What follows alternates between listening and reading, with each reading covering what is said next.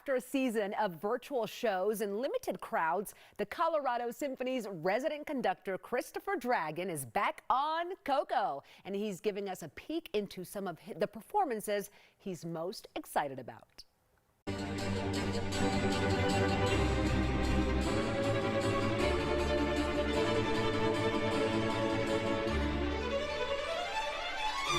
Well, good morning to you, Christopher. It's such a pleasure to be chatting with you today.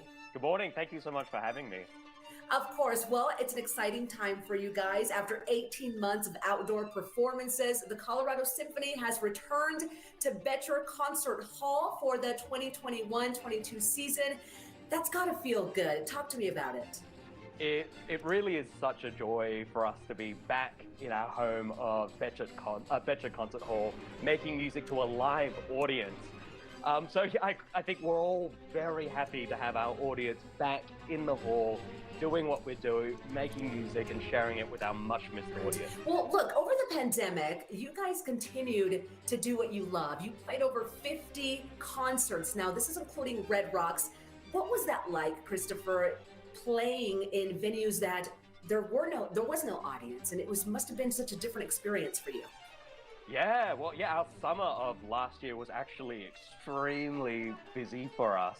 I think we were one of maybe 3 or 4 groups that was able to perform at Red Rocks during this time. And yeah, it was a completely different experience because of the limited capacity. There was only 175 people at those shows compared to our past performances when it was sold out to 10,000 people. Wow. So yeah, it made Red Rocks a really kind of intimate venue, and even though there was only 175 people, you could really feel on stage how appreciative everyone was to be there, and the applause, it sounded like there was a sold-out crowd there. So yeah, it was a really busy time for us, and I'm so glad that we were able to do it during that difficult time. Of course. Well, during the pandemic, a lot of orchestras across the country decided to go dark. Not the case for Colorado Symphony. You guys decided to continue putting on the music. Why was that important to you? And how do you think that helped with the healing for the community during such difficult times? Yeah, right. The pandemic was devastating, I think, for so many arts organizations and performing organizations. And I'm just so grateful that we were able to continue through that period. I think it was important for us to continue making music because during times of, I guess you could say, crises, music has this kind of ability to connect and to heal in a way that words just can't really achieve.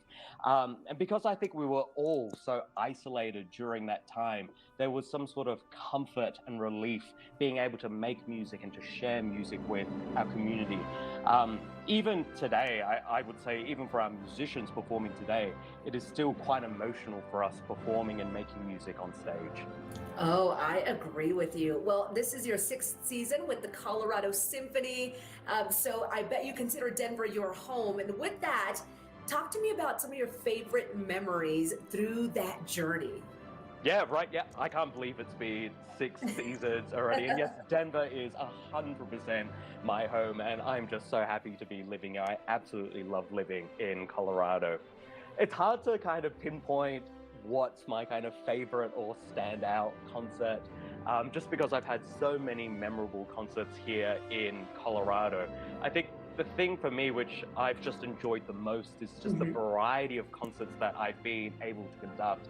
Some epic classical concerts like Beethoven's Fifth at Red Rocks that we did just last summer, a whole bunch of live symphony at the movies, which have included like The Nightmare Before Christmas and Indiana Jones, and just a whole bunch of band collaborations from the Wu-Tang Clan to Ben Folds to the Flaming Lips. There's just been such a wide variety of music, and I'm just so grateful that and appreciative that I've had the chance to conduct all this sort of stuff. And I think it just shows that the Colorado Symphony really is for everyone.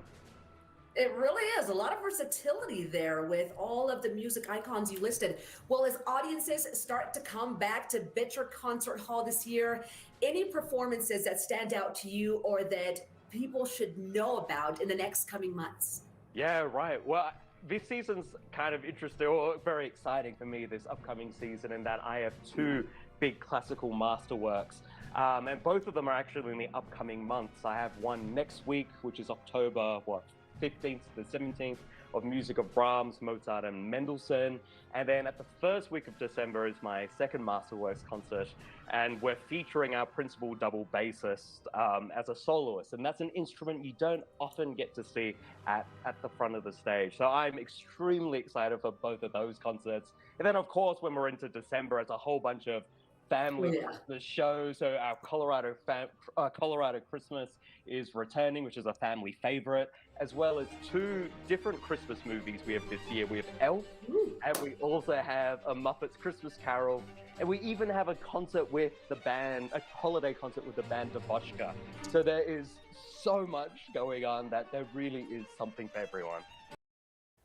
And tickets are on sale right now. Head to coloradosymphony.org to browse concerts, find events, and even buy your tickets. You can also give them a call at 303-623-7876. And I have tickets to give away to the Friday show, October 15th performance of Brahms Symphony No. 1, and to the Saturday, October 30th Halloween Spooktacular. So to enter, email me at mycoco@9news.com. And be sure to put music in the subject line. Good luck.